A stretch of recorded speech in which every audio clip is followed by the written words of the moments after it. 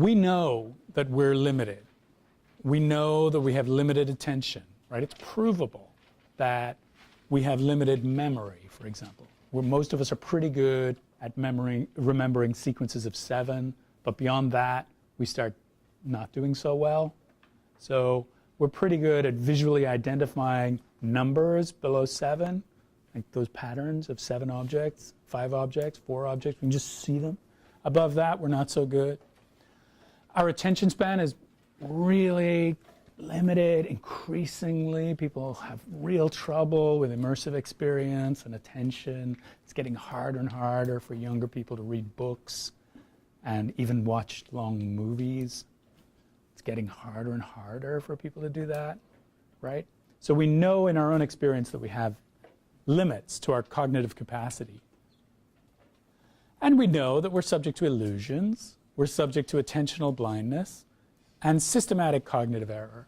So we will study, well, maybe you don't know about these things, but we'll study some of these. So for example, with respect to attentional blindness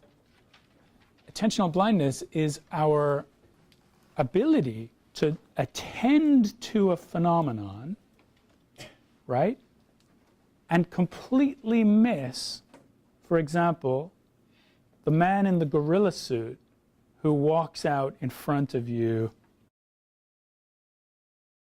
right in front of you, because you're counting the number of passes on the basketball team.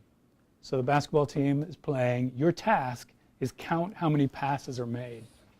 So as you're counting the number of passes being made, the man in the gorilla suit walks out in front, does a dance. You're paying attention to the passes in the basketball game. You're counting those. You don't even see the man in the gorilla suit, right? This is called the invisible gorilla phenomenon, right? So if you look up invisible gorilla videos, you can see cases like this and run them on yourself. Even knowing the invisible gorilla phenomenon, you'll have a hard time seeing the gorilla until you stop attending to the passes of the basketball, right? And you just look at the gorilla. And then you'll see, oh, a gorilla came out onto the basketball field and just walked around and did a dance, and I didn't even see it, okay? We now know a great deal about how attention works, how memory works, how testimony works.